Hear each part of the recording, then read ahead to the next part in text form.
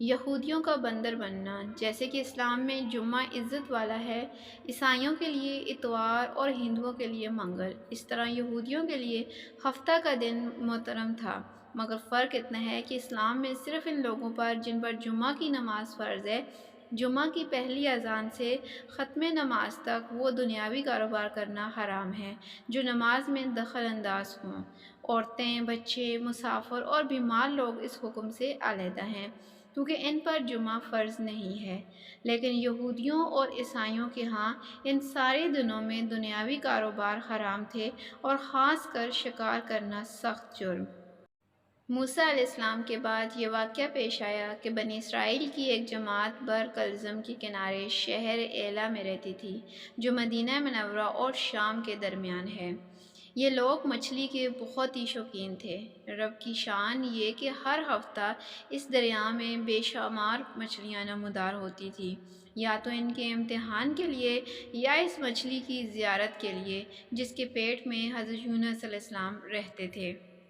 باقی دنوں میں سب مچھلیاں غائب ہو جاتی تھیں۔ ان کے منہ میں پانی بھر آیا اور سوچنے لگے کہ کسی تدبیر سے ان کا شکار کرنا چاہیے جس سے شکار بھی ہو جائے اور ہفتہ کے دن کی بے حرمتی بھی نہ ہو۔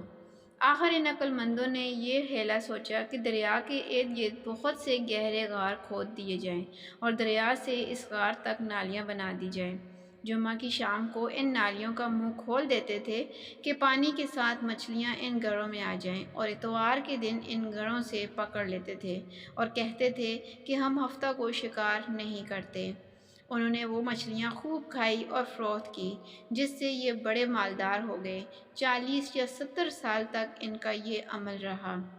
یہ لوگ گل 70,000 تھے اور ان کی 3 جماعتیں بن گئیں، ایک تو شکار کرنے والوں کی، دوسرے اس سے منع کرنے والوں کی اور تیسرے خاموش رہنے والوں کی۔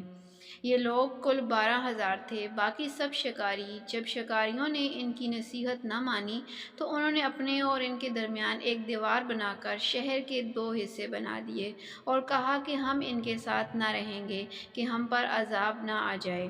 یہاں تک کہ داؤد علیہ السلام کا زمانہ آ گیا۔ آپ نے ان کو شکار کرنے سے منع کیا اور فرمایا کہ اے بے وقوفو، قید کرنا ہی تو شکار ہے۔ جیسے کوئی ہرن کو جال میں پھانس لے، اس نے شکار کر لیا، کھائے یا نہ کھائے، اور کھائے تو آج ہی کھائے یا کبھی دوسرے وقت، غرض یہ کہ ہفتہ دن تمہیں شکار کی ممانعت ہے، نہ کہ فقط ہاتھ میں پکڑنے کی یا کھانے کی۔ اس سے باز آ جاؤ ورنہ عذاب میں گرفتار ہو جاؤ گے۔ شکاریوں نے کہا کہ ہم تو بہت عرصہ سے یہ کام کر رہے ہیں، اگر یہ برا ہوتا تو اب تک ہم کو امن کیوں ملی ہوئی ہے؟ تب داؤد علیہ السلام نے یہ دعا فرمائی جس سے رب کا غضب آ گیا اور رات میں یہ سب کے سب بندر بن گئے، یا جوان لوگ بندر اور بوڑھے لوگ سور بنا دیے گئے۔ ان کی عقل و حواس تو باقی رہے مگر ان کی قوت گویا جاتی رہی اور جسموں سے سخت بدبو نکلنے لگی۔ صبح کے وقت اس محلے کو لوگوں نے دیکھا کہ نہ تو اس محلے سے کوئی آدمی آتا ہے، نہ کوئی آواز، نہ کوئی دھواں وغیرہ نکلتا ہے، تو یہ دیواروں پر چڑھ کر ان کے گھروں میں داخل ہو گئے۔ وہ بندر ان کو دیکھ کر ان کی طرف دوڑے اور ان کے قدموں سے لپٹنے لگے اور ان کے کپڑے سونگھتے اور روتے تھے۔ ان لوگوں نے کہا کہ کیا ہم نے تمہیں شکار کرنے سے منع نہ کیا تھا؟ وہ بندر سر ہلاتے اور آنسو ان کو رخساروں پر بہتے تھے۔ اس حال پر ان کو 3 روز گزرے اور سب ہلاک کر دیے گئے، نہ کوئی باقی بچا اور نہ ان کی نسل چلی۔ لوگوں میں یہ مشہور ہے کہ موجودہ بندر انہی کی نسل میں سے ہیں، لیکن یہ بات غلط ہے۔